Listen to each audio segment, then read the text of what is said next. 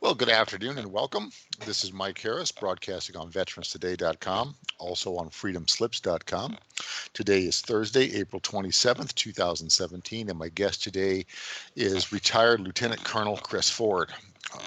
Chris, welcome to the show, sir. How are you? Hey, Mike, how you doing, buddy? Hey, I'm doing okay. I got no problems money can't cure. That's absolutely correct. Thank you for having me on. I appreciate it. Well, glad to have you. Glad to have you. And the last time we had you on, we were discussing your earlier book, 26 Days with Saddam Hussein. And how has that gone? I know you sold a couple of copies. How many do you think you've sold so far? Last count was 26 million and some change. 26 million. Woo. Yes. Okay, that's beyond a bestseller. That's you're getting up there. I mean, the only thing that's sold more than that, I think, is the Bible. No, no. Actually, most of the sales have been in Europe, from the Middle East and that area. hmm Okay, well that's interesting. Why do you think that is? Well, duh. So, Because all the Muslims want to know more about Saddam what Hussein. happened to Saudi? What happened to the Sam guy? Yeah, but that's where most of the marketing went to, is all into Europe and Middle East. If you've seen, and Michael, in the many years that I've been in the military, if you've seen half of the stuff that I've seen, nothing would scare you. You think that, wow, I'd never thought in my life I'd see something like that, right? But then there's always something that'll top it. I think I've seen it all, right? These are expressions that you think of. Man, I've seen it all. No, you haven't, man. If you've seen some of the stuff that I've seen in my life in the many years I was in the military, it'd blow your mind, right? This is a case in point. One of the other books that I wrote, called The Other Side of the Fence, it explains what it's like to be an MSP, a military secret policeman. Now, there are people out there that like to talk trash and say there was never any military secret police. This guy's a phony. Come on, guys. If you were supposed to know about it, you would have knew about It it. wouldn't be secret. Yeah. Exactly. Shh. It's a secret, right? Right. It's been disbanded now, thank God. But I can tell you, out of the 146 people that actually made the training for it and actually got through it, right? There's only 3 left alive, right? And you're talking to one of them. But they did the jobs that nobody else would do, and that they would sweep under the rug, that nobody talked about. That's what the MSPs did. I was given a field commission, right? I didn't get my commission through college. I was Uh, given a field commission by my. it didn't go through ROTC. You're not a No, West I Point didn't. grad. No, You're a sir, I did not. field commission guy. I was a field commission. What happened was my lieutenant got killed, and I was a sergeant first class. I was a platoon sergeant, and my lieutenant got killed. And the colonel asked me where my lieutenant was, and I said, "He's all blowed up, sir." And he said, "You need to take that rank off and put it on." And from that point on, I was a second lieutenant. hmm That's an interesting. Where were you at when that happened? What was going on there? That's a that's a horse of a different color. I can't really release that. I'm not allowed to Okay. release All that. right. Sorry, I can't release that.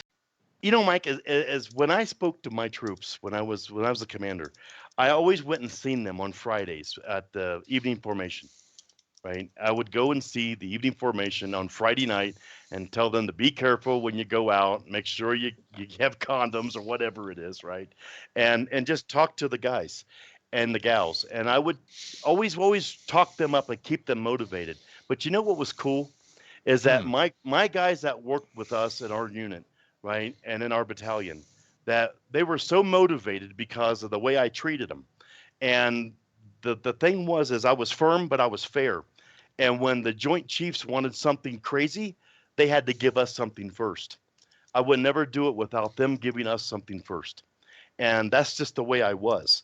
And the troops that I had in my unit, in my battalion, would follow me straight to hell if I asked them to.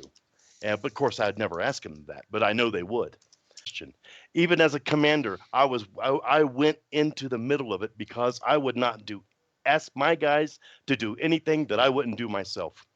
And Well, my record, it proves it. you've had a couple of events happen to you. You got that Bronze Star with the V for Valor. Why don't you tell us about that? Because that's a really interesting story. And then I'll have them talk about your IED incident.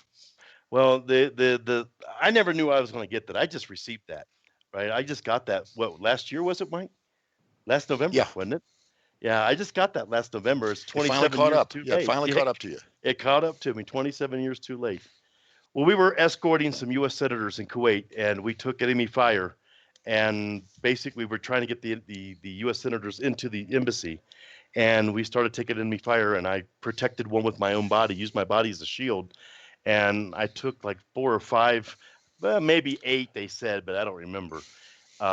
We had vests on, thank you God, and we had the steel vests on, the old style, and it's still like being hit in the face with a ball bat. I mean, it still hurts, and sometimes I still feel it because the shattered ribs is what I had out of this.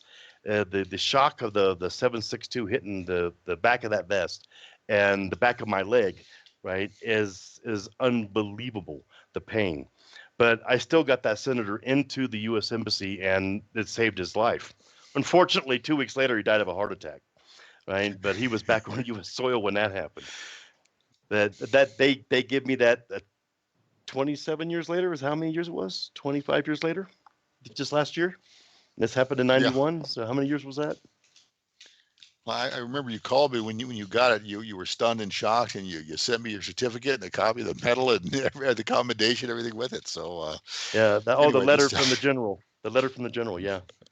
Yeah. That was that and was then the other amazing. thing tell us about your IED incident when that went on up when it went off under your Humvee.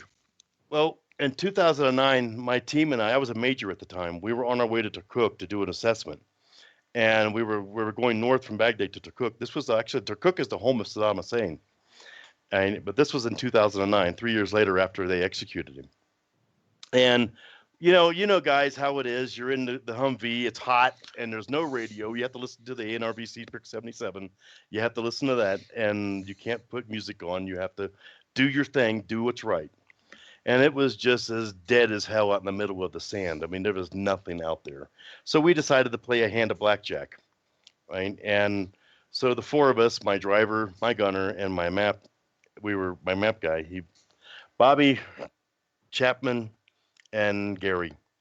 Right, all four of us were playing blackjack, and I remember I told Chapman to hit me again, and then I'm holding Rhonda's cards for her. She was my driver, and she said hit me also, and she looked up and she said, "Oh shit," and that's the last thing I remember. Right, and 9 months later, I woke up in Istanbul hospital in a coma, out of a coma.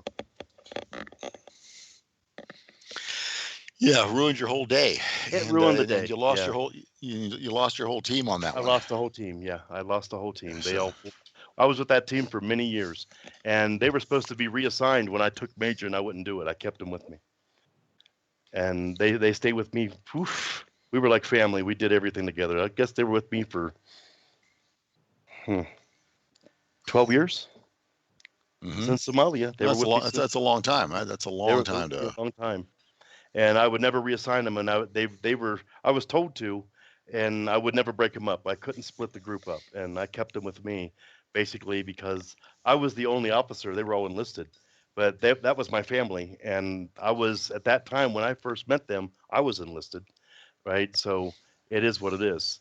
You don't do that to people. You keep them. You keep people together. And unfortunately, we almost all died together. And but I survived, and I was able to keep their memory alive in one of my books.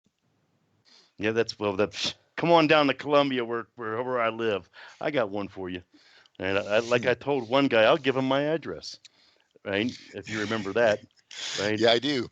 But Triads, they I'm afraid no stinking triads. I am not afraid of the hell of the triads. Come on down and see the old boy. Right? 169 CMKs and going strong. You just be another number. So